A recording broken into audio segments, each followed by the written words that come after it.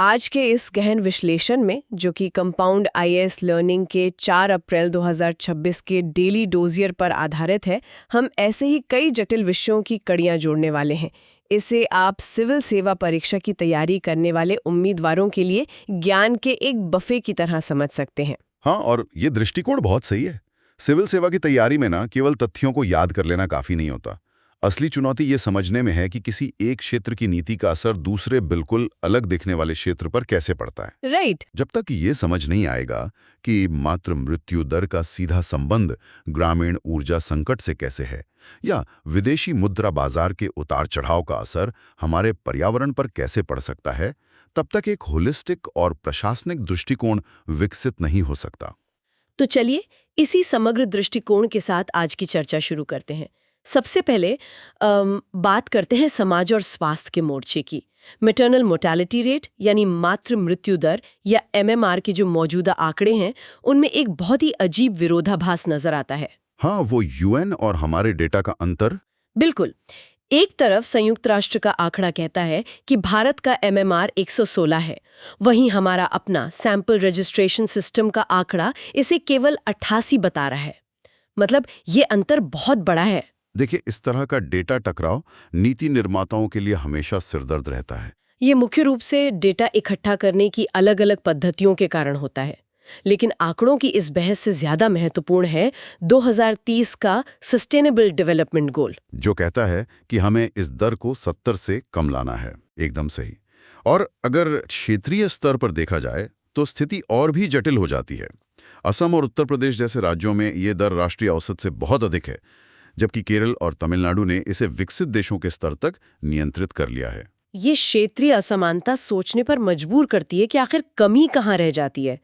मतलब क्या ये सिर्फ अस्पतालों की कमी है, या इसके पीछे कुछ बुनियादी चिकित्सा और सामाजिक कारण भी हैं जो महिलाओं की जान ले रहे हैं? चिकित्सा विज्ञान के नजरिए से देखें तो मुख्य रूप से 5 कारण सामने आते हैं।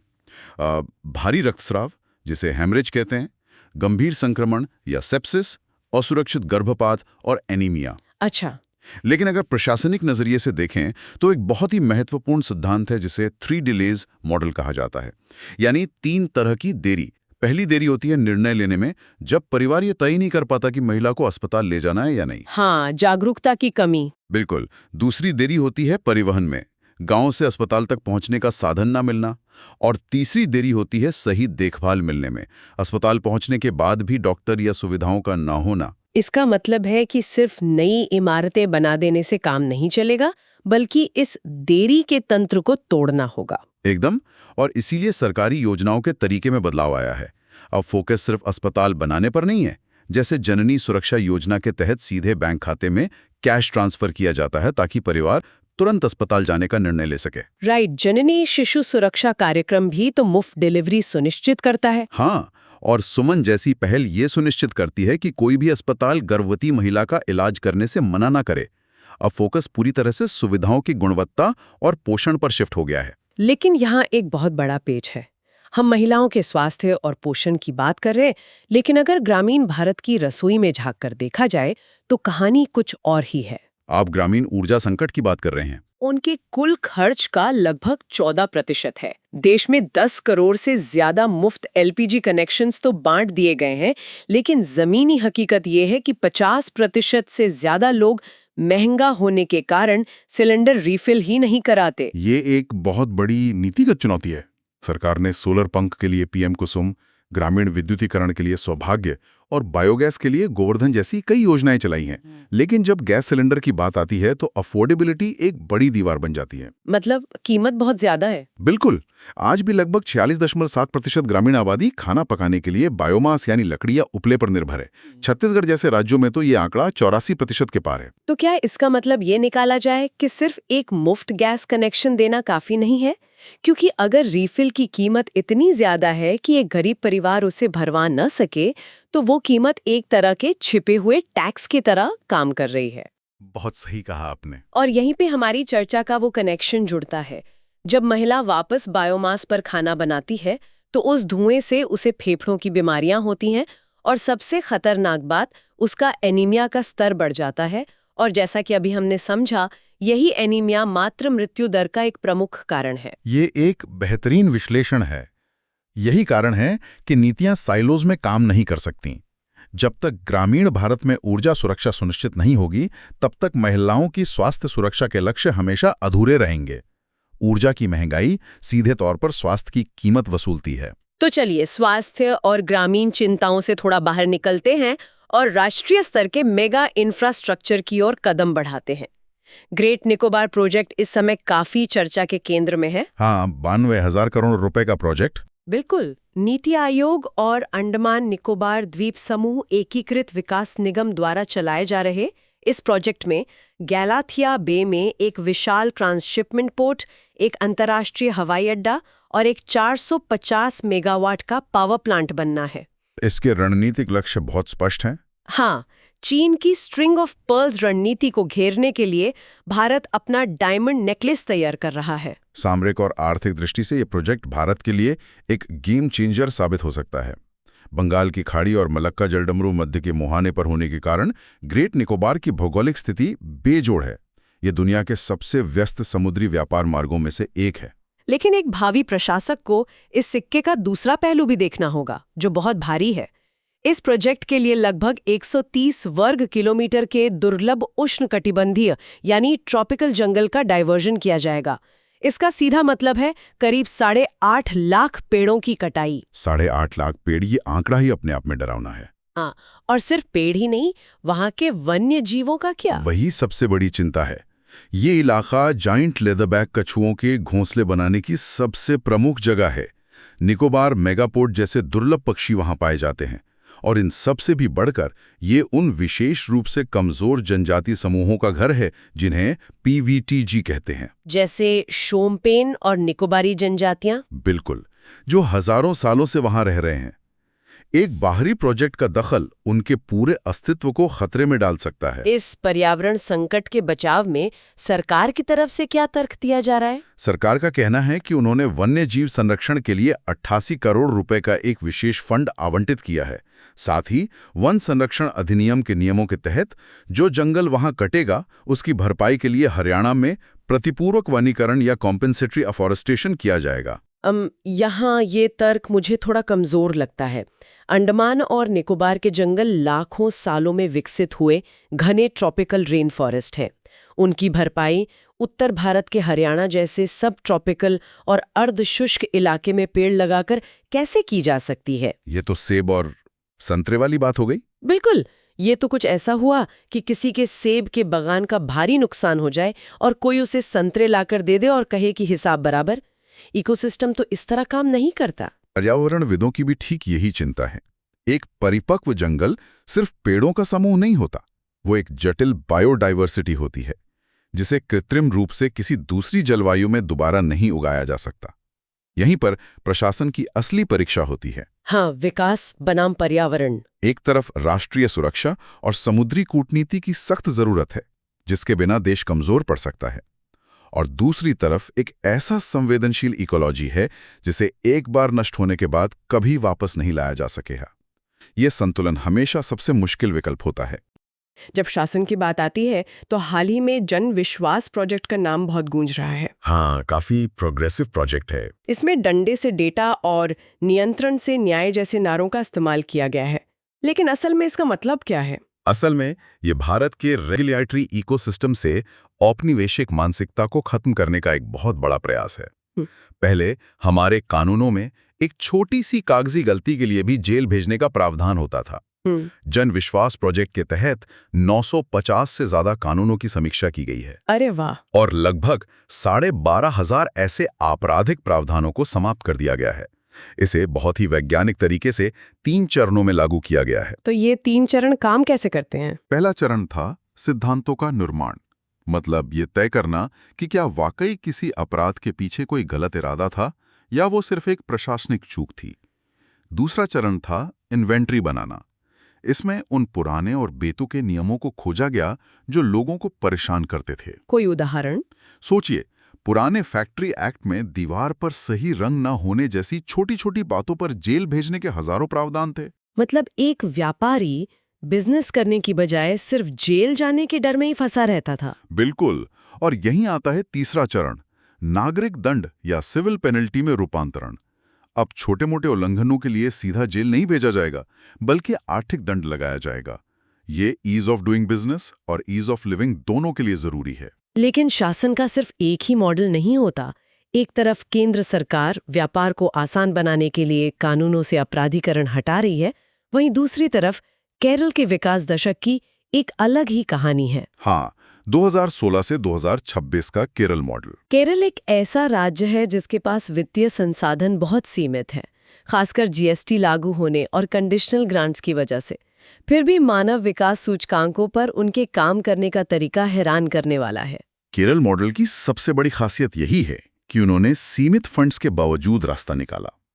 जब बजट में पैसा नहीं था तो उन्होंने KIIFB यानी Kerala infrastructure investment fund board के जरिए ऑफ बजट फंडिंग का इस्तेमाल किया और 1200 से ज्यादा इंफ्रास्ट्रक्चर प्रोजेक्ट्स को हरी झंडी दिखाई। उन्होंने छोटे कोऑपरेटिव बैंकों को मिलाकर एक मजबूत केरल बैंक बना दिया। और इसका असर सीधे जमीन पर देखने को मिल रहा है। आद्रम मिशन के जरिए स्वास्थ्य सुविधाओं को इतना मजबूत कर दिया गया है कि आज केरल में शिशु मृत्यु दर गिरकर केवल 5 रह गई है, जो कि अमेरिका या यूरोप के विकसित देशों के बराबर है। ये अपने आप में एक बहुत बड़ी उपलब्धि है। कुटुंबश्री के जरिए महिलाओं का आर्थिक सशक्तिकरण हो रहा है और सबसे क्रांतिकारी कदम केफोन प्रोजेक्ट के जरिए इंटरनेट को नागरिकों का मूल अधिकार बना दिया गया है। ये इस बात का प्रमाण है कि अगर नेतृत्व का विजन स्पष्ट हो तो वित्तीय चुनौतियां मानव विकास के रास्ते में बाधा नहीं बन सकती। अब चूंकि हम वित्तीय चुनौतियों और व्यापार सुगमता की बात कर रहे हैं, तो अर्थशास्त्र के एक बहुत बड़े मुद्दे पर आते हैं, इंसॉल्वेंसी और बैंक्रप्सी कोड यानी IBC। हाल ही में IBC बिल 2026 काफी चर्चा में रहा है। हाँ, बिल्कुल। लेकिन इस बिल की पेचीदगियों में जाने से पहले उम्मीदवारों के लिए एक बुनियादी उलझन दूर करना जरूरी है। इंसॉल्वेंसी और बैंक्रप्सी में असल में क्या फर्क होता है? ये दोनों शब्द अक्सर एक ही अर्थ में इस्तेमाल कर लिए जाते हैं। इसे एक बहुत ही आसान उदाहरण से समझते हैं। इंसॉल्वेंसी एक आर्थिक अवस्था है। मान लीजिए कोई कंपनी लगातार घाटे में है और 90 दिनों तक अपने कर्ज की किश्त नहीं चुका पाती है। ये कंपनी की बीमारी वाली स्थिति है, वो इंसॉल्वेंट हो गई है। अच्छा। वहीं बैंक्रप्सी एक कानूनी घोषणा है। जब मामला अदालत में जाता है, जैसे कि NCLT में, और अदालत आधिकारिक तौर पर यह ठप्पा लगा देती है कि हाँ, ये कंपनी अब अपना कर्ज नहीं चुका सकती और इसकी संपत्ति बेची जाएगी, तो वो बैंक्रप्सी कहलाती है। समझ गए। लेकिन वर्तमान IBC ढांचे में ऐसी क्या समस्या आ गई थी कि ये नया बिल लाना पड़ा? समस्या थी समय की। जब IBC लाया गया था तो इसका लक्ष्य था कि बीमार कंपनियों का समाधान 330 दिनों के भीतर निकाल लिया जाएगा। लेकिन जमीनी हकीकत ये हो गई कि इसमें औसतन 602 दिन लगने लगे। बाप रे, लगभग दोगुना समय। और समाधान केवल 19% मामलों में ही निकल पा रहा था। बाकी कंपनियां बिकने के कगार पर पहुंच रही थी। अगर इसे एक आम जिंदगी के उदाहरण से समझें तो ये किसी एक्सप्रेसवे पर लगे एक अंतहीन ट्रैफिक जाम की तरह है। एक गाड़ी यानी कंपनी खराब होकर बीच सड़क पर खड़ी हो गई है। वो खुद तो आगे बढ़ नहीं पा रही और पीछे आने वाले बैंकों का रास्ता भी रोके खड़ी है। बिल्कुल सही। IBC वो क्रेन थी जिसे 330 दिन में वो गाड़ी हटानी थी, लेकिन क्रेन को ही 602 दिन लग रहे हैं। तो क्या ये नया 2026 का बिल इस जाम को खोल पाएगा? उम्मीद तो यही है। इस नए बिल में कुछ बहुत जरूरी सुधार किए गए हैं। अब bank out of court resolution शुरू कर सकते हैं, यानी उन्हें हर बात के लिए अदालत के चक्कर काटने की जरूरत नहीं है। इसके अलावा अपीलीय निकायों के लिए 3 महीने की बहुत ही सख्त समय सीमा तय कर दी गई है। इससे तो फंसे हुए पैसे तेजी से वापस अर्थव्यवस्था में लौटेंगे। बिल्कुल। कानूनों से निकलकर अब जरा भविष्य की नींव की तरफ देखते हैं, हमारी शिक्षा प्रणाली। शिक्षा के क्षेत्र में भी 2 बड़े नीतिगत बदलाव हुए हैं। पहला, NCERT को अब डीम्ड यूनिवर्सिटी का दर्जा दे दिया गया है। हाँ, और ये कोई छोटा बदलाव नहीं है। UGC अधिनियम 1956 की धारा 3 के तहत ये दर्जा मिलने का मतलब है कि NCERT अब किसी दूसरी यूनिवर्सिटी पर निर्भर नहीं रहेगा। मतलब वो अपनी खुद की डिग्रियां दे सकेगा। जी हाँ, राष्ट्रीय शिक्षा नीति के अनुरूप अब NCERT अपने 4 वर्षीय इंटीग्रेटेड BEd, MEd और यहाँ तक कि PhD प्रोग्राम भी सीधे तौर पर चला सकेगा। हालांकि शर्त यह है कि वे इसका व्यवसायीकरण नहीं कर सकते। और दूसरा बड़ा बदलाव है कक्षा 3 से 8 के बच्चों के लिए CBSE का नया पाठ्यक्रम। कार्तिक रमन समिति की सिफारिश पर अब इतने छोटे बच्चों को आर्टिफिशियल इंटेलिजेंस और कंप्यूटेशनल थिंकिंग सिखाई जाएगी। ये तो समय की मांग है। बिल्कुल। ये सोचना ही कितना दिलचस्प है कि कल के जो अधिकारी या इनोवेटर्स होंगे वे तीसरी कक्षा से ही एआई की भाषा सीखकर बड़े हो रहे होंगे। एकदम सही। और दुनिया के इस बदलते परिदृश्य को समझने के लिए हमें अपनी सीमाओं से बाहर भी देखना होगा। भारत की भू राजनीति और अंतर्राष्ट्रीय संबंध इस समय एक बहुत ही नाजुक लेकिन मजबूत मोड़ पर हैं। जैसे रूस के साथ हमारे संबंध? हाँ, एक तरफ हमारी रूस के साथ रणनीतिक साझेदारी गहरी हो रही है। हाल ही में दोनों देशों के बीच एलएनजी, तेल और उर्वरकों की आपूर्ति को लेकर अहम चर्चा हुई है। ब्रिक्स शिखर सम्मेलन से पहले एक संयुक्त यूरिया उत्पादन परियोजना पर भी सहमति बनी है, जो भारत की कृषि सुरक्षा के लिए बेहद अहम है। लेकिन अगर हम नक्शे की दूसरी तरफ देखें तो अमेरिका का रवैया कुछ सख्त नजर आता है। खबर है कि अमेरिका ने 31 जुलाई से भारत से आयातित होने वाली पेटेंट दवाओं पर 100% टैरिफ लगाने का ऐलान कर दिया है। हाँ, ये खबर काफी चर्चा में है। 100% टैरिफ सुनने में तो किसी ट्रेड वॉर की शुरुआत जैसा लगता है। क्या इससे भारत के फार्मा सेक्टर में घबराहट होनी चाहिए? अगर आप सिर्फ हेडलाइन पढ़ेंगे तो ये डरावना लगेगा, लेकिन अगर डेटा के अंदर जाएंगे तो कहानी बिल्कुल उलट है। ये सच है कि भारत अमेरिका को लगभग $10 बिलियन की दवाएं निर्यात करता है, लेकिन इसमें कैच ये है कि भारत के कुल फार्मा निर्यात का लगभग 90% हिस्सा जेनेरिक दवाओं का होता है। अच्छा, और टैरिफ पेटेंट दवाओं पर है? बिल्कुल। अमेरिका का ही एक नया टैरिफ पेटेंट दवाओं पर है, जेनेरिक पर नहीं। इसका मतलब भारत की मजबूत जेनेरिक इंडस्ट्री यहाँ एक बहुत बड़ी ढाल का काम कर रही है। एकदम सही। अमेरिका का ये कदम असल में भारत पर एक प्रेशर टैक्टिक है, ताकि अमेरिकी बाजार में दवा की कीमतें कम की जा सकें या भारत को वहां निवेश करने के लिए मजबूर किया जा सके। लेकिन हमारी अर्थव्यवस्था पर इसका कोई बड़ा नकारात्मक प्रभाव नहीं पड़ेगा। ये राहत की बात है। अंतर्राष्ट्रीय स्तर पर अगर हम अपने पड़ोस में देखें तो वहाँ काफी राजनीतिक उथल-पुथल है। म्यांमार में 2021 के तख्ता पलट के नेता सीनियर जनरल मिन आंग हलाइंग अब औद्योगिक और पार राष्ट्रपति बन गए हैं। और मंगोलिया का हाल तो और भी दिलचस्प है। हाँ, वहाँ न्यमोसोरिन उच्रल नए प्रधानमंत्री बने हैं, जिनकी उम्र सिर्फ 39 वर्ष है और वो एक साल में मंगोलिया के तीसरे प्रधानमंत्री हैं। ये दिखाता है कि हमारे आसपास के देशों में कितनी अस्थिरता है। और जब दुनिया में अस्थिरता होती है तो उसका सीधा असर वैश्विक मुद्रा बाजार पर पड़ता है। यही हमें हमारे अगले महत्वपूर्ण विषय तक ले जाता है, रिजर्व बैंक ऑफ इंडिया का वित्तीय विनियमन। हाँ, हाल ही में जब रुपया गिरकर 95 प्रति डॉलर के पार चला गया तो आरबीआई ने एक बहुत ही कड़ा और अप्रत्याशित कदम उठाया। उसने भारतीय बैंकों को नॉन डिलीवरेबल डेरिवेटिव्स यानी एनडीडी में ट्रेडिंग करने से रोक दिया। इस एनडीडी को थोड़ा डिकोड करने की जरूरत है। ये असल में काम कैसे करते हैं? एनडीडी बुनियादी तौर पर ऑफशोर कैश सेटल्ड कॉन्ट्रैक्ट्स होते हैं। इसका मतलब है कि ये भारत के बाहर जैसे सिंगापुर या लंदन के बाजारों में ट्रेड होते हैं। कैश सेटल्ड का अर्थ है कि इसमें वास्तव में डॉलर या रुपए का लेन देन नहीं होता, बल्कि सिर्फ जो मुनाफा या नुकसान होता है उसकी नकद भरपाई की जाती है, यानी सट्टेबाजी। बिल्कुल। बड़े वैश्विक खिलाड़ी इसका इस्तेमाल रुपए की कीमत पर सट्टेबाजी करने के लिए करते हैं। जब रुपए पर दबाव बढ़ा तो आरबीआई ने देखा कि ये सट्टेबाज रुपए को और नीचे धकेल रहे हैं। इसलिए आरबीआई ने भारतीय बैंकों के लिए इसमें भाग लेने पर $100 मिलियन की दैनिक कैप लगा दी। अगर मैं इसे एक एनालॉजी से समझाऊं तो ये कुछ ऐसा है कि लंदन के किसी बड़े कसीनो में बैठकर लोग भारत में आपके घर की कीमत पर सट्टा लगा रहे हैं और उनकी इस भारी सट्टेबाजी के कारण मार्केट में डर का माहौल बन जाता है और आपके घर की असल कीमत सचमुच गिरने लगती है। बहुत सही उदाहरण है। फिर अचानक आरबीआई एक सख्त गार्ड की तरह आता है और भारतीय बैंकों को उस सट्टेबाजी के कसीनो में जाने से ही रोक देता है। ये एनालॉजी इसके तंत्र को बिल्कुल सही ढंग से समझाती है। जब आरबीआई ने वो दरवाजा बंद किया तो विदेशी सट्टेबाजों के पास कोई काउंटर पार्टी नहीं बची। मजबूर होके वैश्विक बैंकों को अपनी लगभग $30 बिलियन की सट्टेबाजी की पोजीशन वापस खींचनी पड़ी, जिसे वित्तीय भाषा में अनवाइंडिंग कहते हैं। और इसका नतीजा क्या हुआ? नतीजा ये हुआ कि रुपया एक ही दिन में उछलकर 92.84 प्रति डॉलर पर आ गया। ये आरबीआई की एक बहुत बड़ी कूटनीतिक और वित्तीय जीत थी। क्या शानदार मूव था। वित्तीय बाजारों के साथ साथ आम आदमी के निवेश और बीमा से जुड़े भी कुछ महत्वपूर्ण फैसले आए हैं। बीमा नियामक इरडा ने LIC, GIC, रे और न्यू इंडिया एश्योरेंस को डोमेस्टिक सिस्टमैटिकली इम्पोर्टेंट इंश्योरर्स यानी DSII का दर्जा बरकरार रखा है। आम भाषा में कहें तो ये कंपनियां देश की अर्थव्यवस्था के लिए इतनी महत्वपूर्ण हैं कि इनका डूबना पूरे सिस्टम को डुबा सकता है। Too big to fail.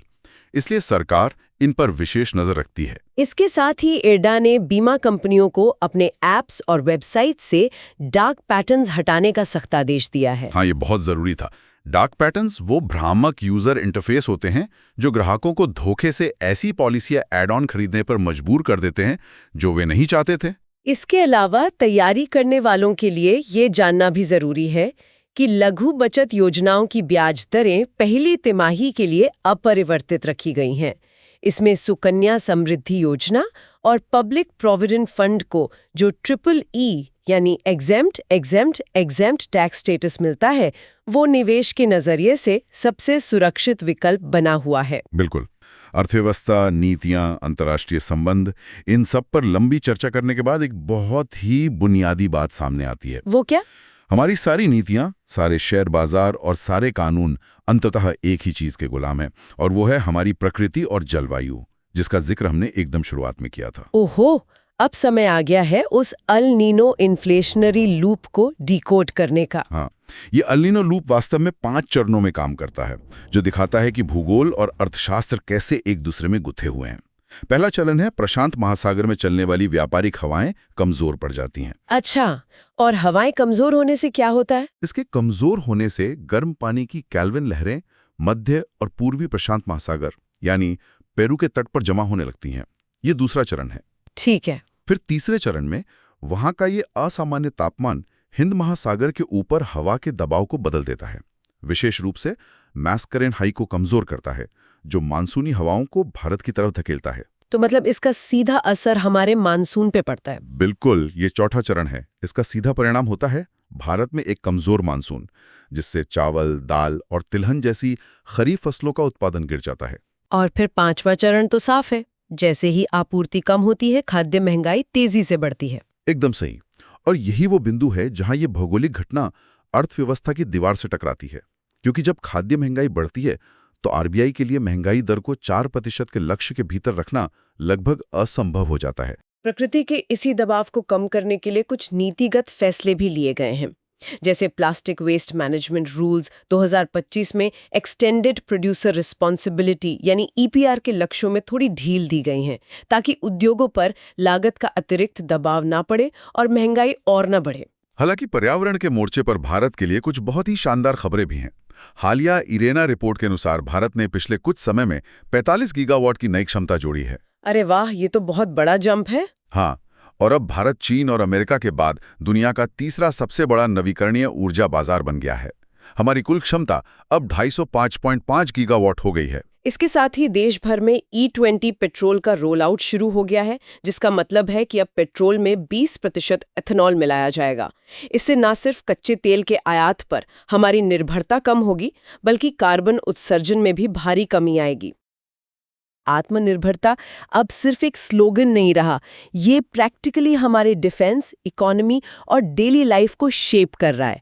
अगर इसका स्केल देखना है तो ISRO का सैटेलाइट टू सोसाइटी इकोसिस्टम सबसे बेस्ट एग्जाम्पल है। सही बात है। अक्सर लोगों को लगता है कि इसरो मतलब बस चांद या मंगल पर जाना, लेकिन इनका फोकस जमीन पर काफी ज्यादा है। जैसे एग्रीकल्चर के लिए इनका कृषि DSS और रिसोर्स एट 2A। हाँ, और सिर्फ एग्रीकल्चर नहीं, रूरल मैनेजमेंट में भी, जैसे NREGA एसिड्स को ट्रैक करने के लिए जो युक्तधारा पोर्टल है, और एक और बहुत बड़ा रेवोल्यूशन आ रहा है, डिजिपिन। ओह हाँ, डिजिपिन। यह तो काफी इंटरेस्टिंग कॉन्सेप्ट है। इसमें पूरे देश को 4x4 मीटर के ग्रिड्स में डिवाइड कर दिया जाएगा, है ना? बिल्कुल, 4x4 मीटर। हर लोकेशन को एक यूनिक आइडेंटिफायर मिलेगा।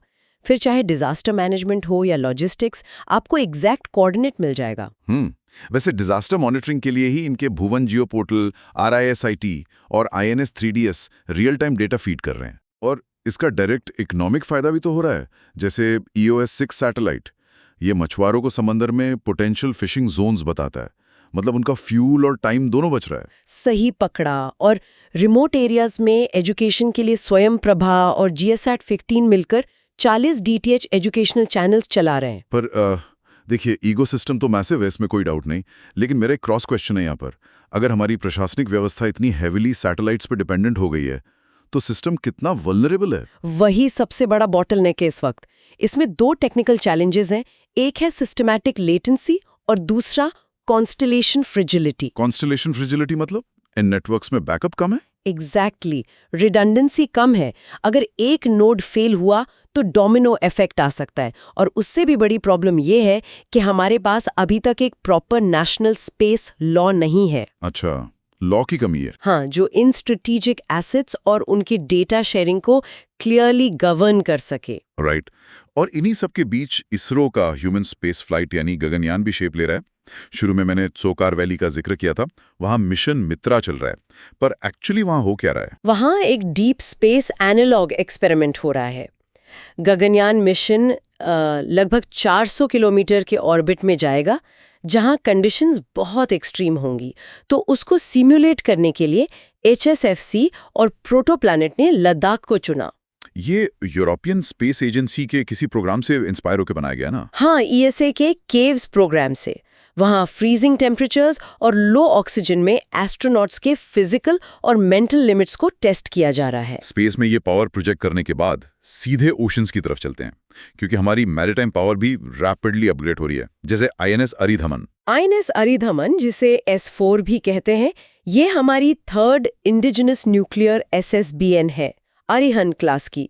इसे SBS विशाखापट्टनम में बनाया गया है। और इसकी कैपेसिटी लगभग 7000 टन्स की है, लेकिन इसकी फायर पावर एक्चुअल में हमारे न्यूक्लियर ट्रायड को कंप्लीट करती है। इसमें 24 K-15 या 8 K-4 submarine launched ballistic missiles लग सकती हैं, जिनकी रेंज लगभग 3500 किलोमीटर्स तक है। ये काफी मैसिव अपग्रेड है। सब सरफेस पर न्यूक्स हैं, पर सरफेस पर INS तारागिरी भी न्यूज में है। ये 5th project 17A stealth frigate है। मज़ागॉन डॉक यानी MDL ने इसे बनाया है। और इसमें ब्रह्मोस और बराक मिसाइल्स इक्विप्ड हैं। कोगैक प्रोपल्शन यूज करती है।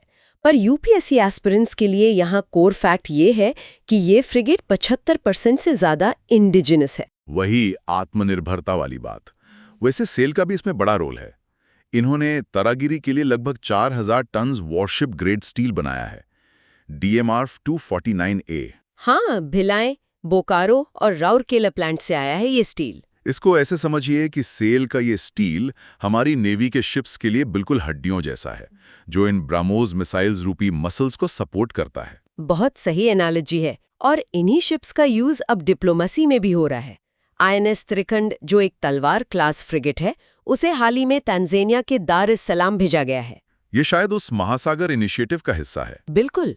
महासागर यानी mutual and holistic advancement for security and growth across regions. Candidates ध्यान दें कि ये पुराने सागर विजन का ही एक इवॉल्व्ड वर्जन है। तो अब डिफेंस से थोड़ा डोमेस्टिक ट्रांसपोर्ट पर आते हैं।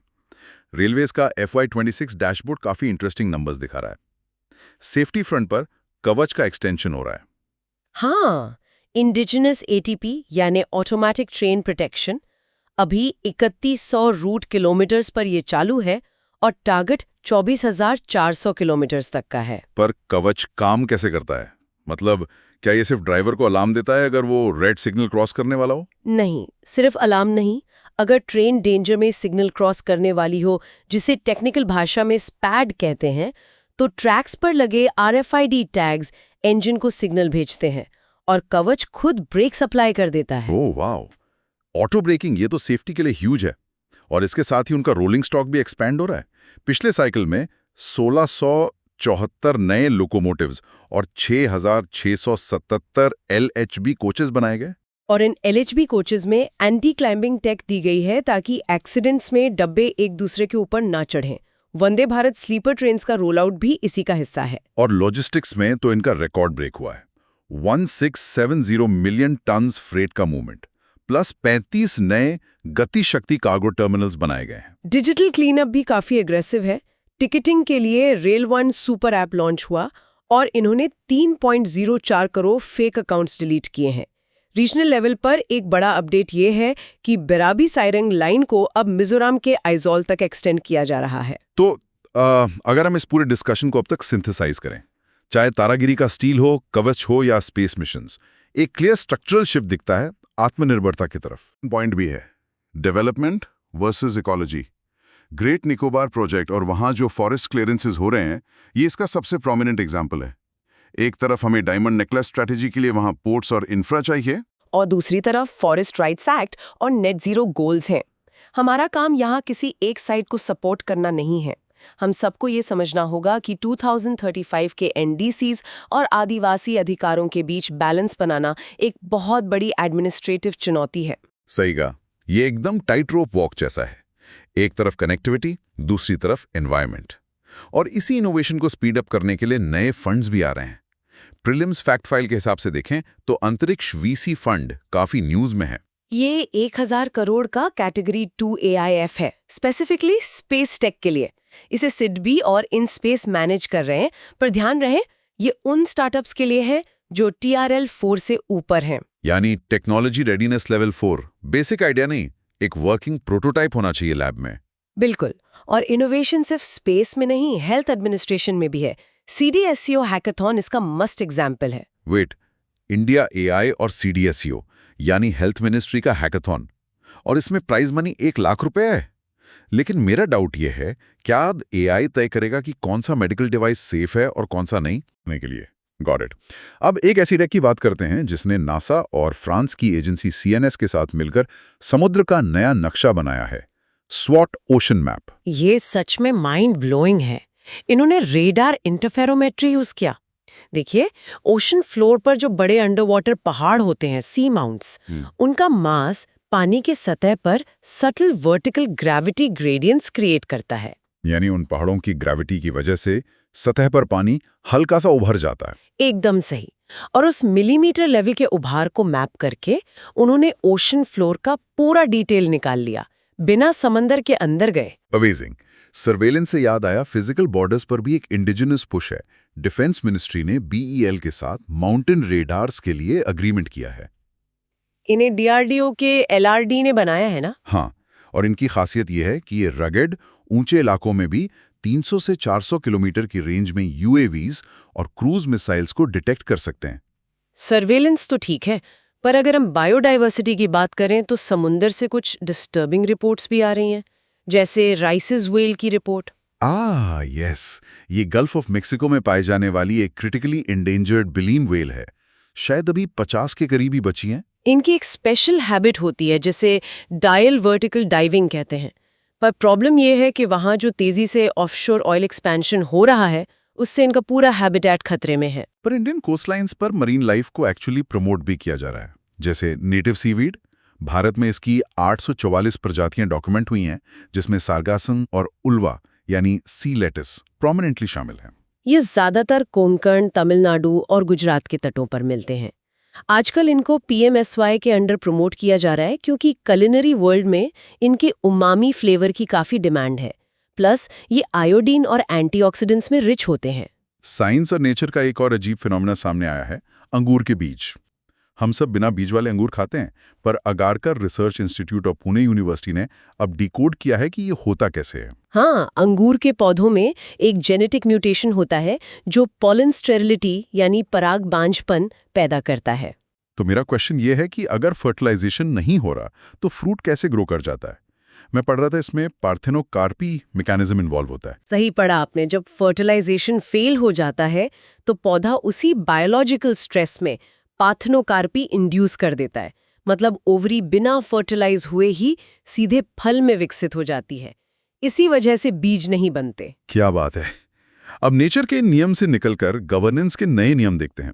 मेघालय स्टारलिंक पैक्ट काफी चर्चा में है। उन्होंने स्पेस एक्स के स्टारलिंक के साथ एक लेटर ऑफ इंटेंट साइन किया है। ये बहुत प्रैक्टिकल स्टेप है। जो हिली रगेड टेरेन्स होते हैं वहां फिजिकली मोबाइल टावर्स लगाना नामुमकिन जैसा होता है, तो लो अर्थ ऑर्बिट सैटेलाइट से नेट देना बेस्ट अप्रोच है। ये बिल्कुल वैसा ही है जैसे इम्पॉसिबल ज्योग्राफिकल एरियाज में एक डिजिटल हाईवे बनाना। और फिजिकल इंफ्रा की बात करें तो कांडला में जो दीनदयाल पोर्ट है, वहां PM गति शक्ति प्रोजेक्ट के लिए लगभग 132.51 करोड़ रुपए मंजूर हुए हैं। इस बढ़ते इंफ्रा को मैनेज करने के लिए MOPSW यानी बंदरगाह मंत्रालय ने विशाखापट्टनम के NSDRC के जरिए साउथ कोरिया की एजेंसी कोएका के साथ एक अग्रीमेंट किया है। टारगेट है शिप बिल्डिंग ट्रेनिंग को आधुनिक बनाना। प्रशासन में पॉलिसी चेंजेस भी हो रहे हैं। दिल्ली सरकार ने एनिमल वेलफेयर को लेकर अपनी पुरानी DSPCA को भंग कर दिया है। अब 1960 एक्ट के अंडर नए डिस्ट्रिक्ट लेवल SPCS बन रहे हैं, जिनकी अध्यक्षता अब सीधे डिस्ट्रिक्ट मजिस्ट्रेट्स करेंगे। ये एक बढ़िया मूव है क्योंकि इससे DM पर सीधे अकाउंटेबिलिटी आएगी। चलिए अब आखिरी मुद्दे पर आते हैं जो काफी चिंताजनक है, स्पोर्ट्स और इंटीग्रिटी। एथलेटिक्स इंटीग्रिटी यूनिट की एक रिपोर्ट आई है और डोपिंग सस्पेंशंस में भारत दुनिया में नंबर 1 हो गया है। ये सच में अलार्मिंग है। 148 track and field athlete suspended हैं। 6% है। सोचिए, ये एक ऐसा ग्लोबल हाई है जो हमारे स्पोर्ट्स एडमिनिस्ट्रेशन पर बहुत सीरियस सवाल उठाता है। बिल्कुल। पर इस नेगेटिव न्यूज के पैरेलल में कुछ पॉजिटिव डेवलपमेंट्स भी हैं। जैसे पहले खेलो इंडिया ट्राइबल गेम्स 2026, इसको कर्नाटका ने जीता है। उन्होंने 22 गोल्ड और टोटल 38 मेडल्स जीते। खास करके स्विमिंग में इनका दबदबा रहा। और ओडिशा दूसरे नंबर पर रहा, लेकिन टोटल मेडल्स उनके सबसे ज्यादा थे, 57। साथ ही इंफ्रा लेवल पर नवी मुंबई में एक नया क्रिकेट स्टेडियम बनने जा रहा है। MCA और साइड को जमीन अक्वायर कर रहे हैं और इसकी कैपेसिटी 1 लाख सीट्स की होगी। वानखेड़े से काफी बड़ा। और बॉक्सिंग की बात करें तो एशियन बॉक्सिंग चैंपियनशिप में हमारी फीमेल एथलीट्स निखत जरीन, प्रिया और प्रीति पवार, इन सब ने शानदार मेडल्स जीते हैं। तो हाँ, पिक्चर पूरी तरह से डार्क नहीं है। सही कहा। तो कैंडिडेट्स, आज के इस पूरे डीप डाइव में हमने काफी कुछ कवर किया, लेकिन मैं आपने एक फाइनल थॉट के साथ छोड़ना चाहता हूं। एक तरफ हम गगनयान के लिए एनालॉग्स टेस्ट कर रहे हैं, सबमरीन्स बना रहे हैं, हम हार्ड पावर में रैपिडली स्केल कर रहे हैं, लेकिन दूसरी तरफ हम डोपिंग और टिकट फ्रॉड जैसे बेसिक इश्यूज से जूझ रहे हैं। तो क्या हमारा फिजिकल इंफ्रास्ट्रक्चर हमारी इंस्टीट्यूशनल इंटेग्रिटी से ज्यादा तेजी से डेवलप हो रहा है? ये एक बहुत ही प्रोफाउंड क्वेश्चन है। इन्हीं स्ट्रक्चरल गैप्स को समझना और एनालाइज करना आत्मनिर्भरता की असली परीक्षा है। एकदम। तो इन्हीं सवालों पर विचार करते रहिए और अपने एनालिसिस को और गहरा बनाते रहिए। कंपाउंड IAS लर्निंग के इस गहरे विश्लेषण में आज के लिए बस इतना ही। Keep questioning.